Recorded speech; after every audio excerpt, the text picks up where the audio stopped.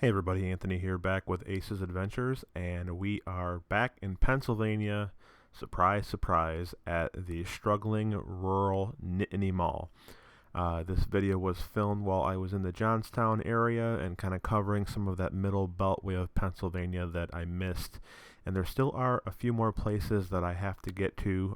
Chambersburg Mall, which I have been to, but believe it or not, a couple years ago I was actually there and it was not struggling as much as it is now. As a matter of fact, I don't even know. I think it did reopen post COVID for right now, but it's getting to the point where it's like, why is it even open? But that's for another time and place. We are at the Nittany Mall here.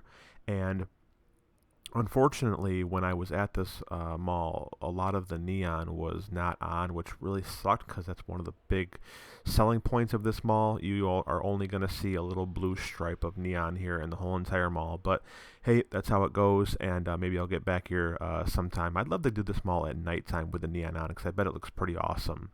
And I want to give a big special shout out to my good retail friend Sherry Stein. Thanks for all that you do. She is a local to this area, so the Nittany Mall, nice if I could talk, when it was developed by Crown American and opened in January of '68. So it's got some age to it. It's pretty old. And one of the cool things to me is the original two anchors were Grants and Penn Traffic. Now, if that name rings a bell to some of you on the East Coast and the retail circle, that's very unique because Penn Traffic is the company that owned the Quality Market supermarket chain of the Northeast, which my grandmother worked for almost 30 years. And Penn Traffic dabbled a little bit in retail.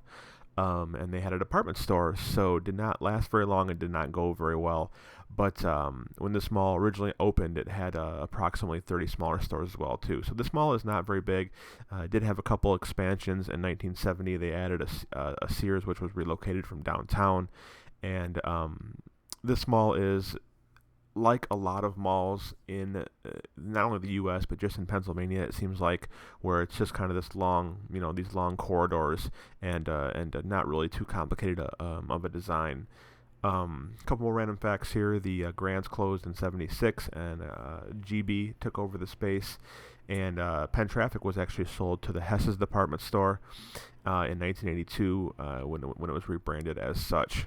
There was a renovation of the Nittany Mall in '89 and '90, which included a fourth anchor, JCPenney, which we all know how well JCPenney is doing right now.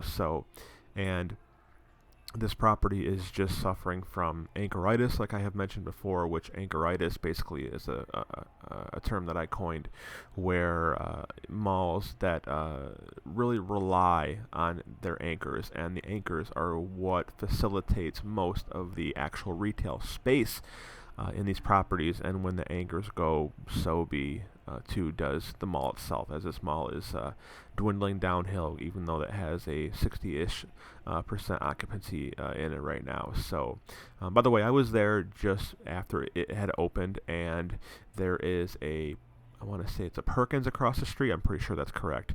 That I went to, and that was the first time that I had eaten inside in a restaurant in several weeks or months in the Northeast area. That was unique with the social distancing and all that. And I think that's going to be the new normal for quite a while, as things are kind of rising in several states. Gonna get out of here in just a few minutes. As per usual, please make sure you are following me on Instagram and Twitter at Aces Adventures 1. That's where I post a lot of comments, answer a lot of questions, and also post daily photographs as well too. I am leaving, as of the recording of this audio, in 6 days for my big, massive Route 66 trip. I'm really excited to be in California and travel the country and show you guys some pretty awesome, not only Dead Mall content, but also some pretty cool Route 66 attractions that I think I can put my own unique spin on. You guys are really going to love the content that comes out of this channel. It's going to be some stuff and a style that you have never seen before. So if you are interested in helping out with that, the GoFundMe link is in the community tab on my YouTube page. And of course, consider becoming a Patreon donor at patreon.com/Aces Adventures, I believe, or you can just search on Patreon for Aces Adventures. Patreons do get exclusive early access to videos and other perks So check that out if you don't mind. This is Anthony with Ace's Adventures. I hope you all have a wonderful weekend. Keep an eye out for live streams daily on the channel while I am in California, and this will be the last video until I get back from my cross-country trip, but lots and lots and lots of content coming soon. Everybody have a great weekend. This is Anthony with Ace's Adventures. Take care.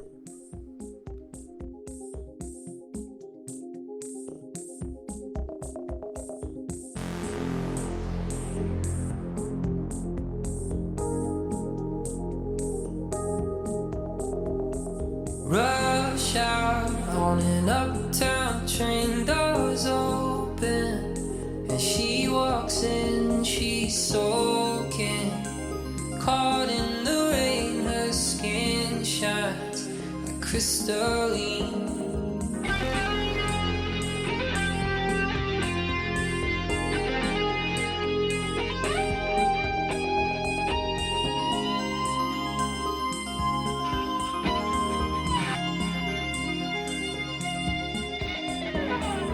Eyes meet, you know where this goes. Her keys in, they take off their clothes, they're soaking, caught in a dream. Her skin shines like crystalline.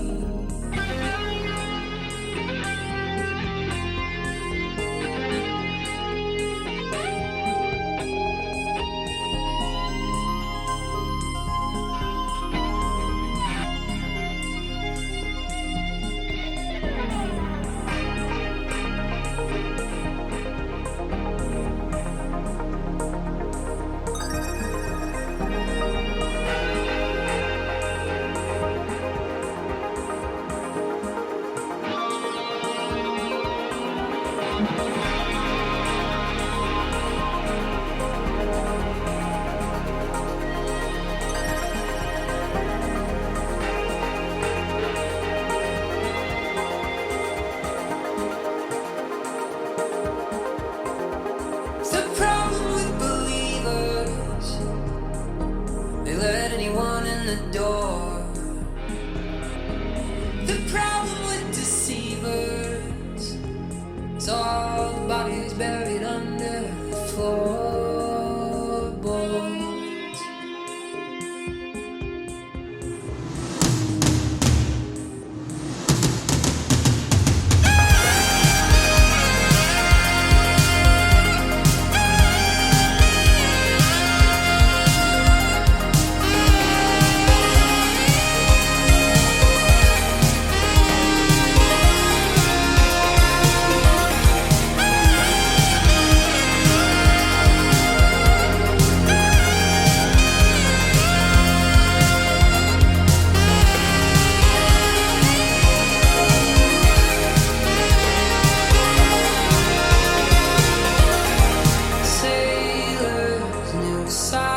Would sing from rocks off the cliffs by the sea. The monsters with waiting teeth, their skin shines crystalline.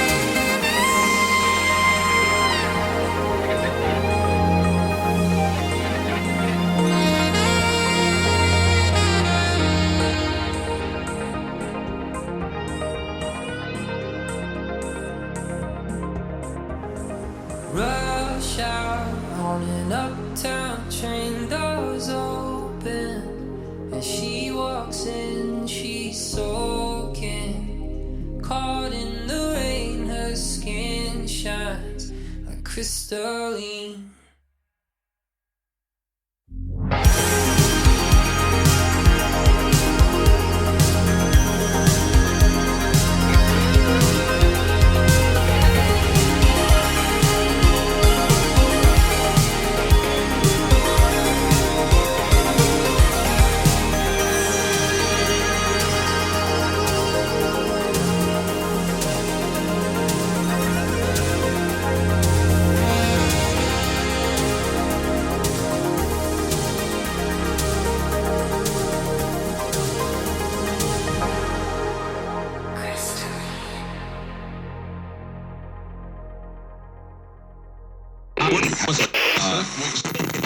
Mode.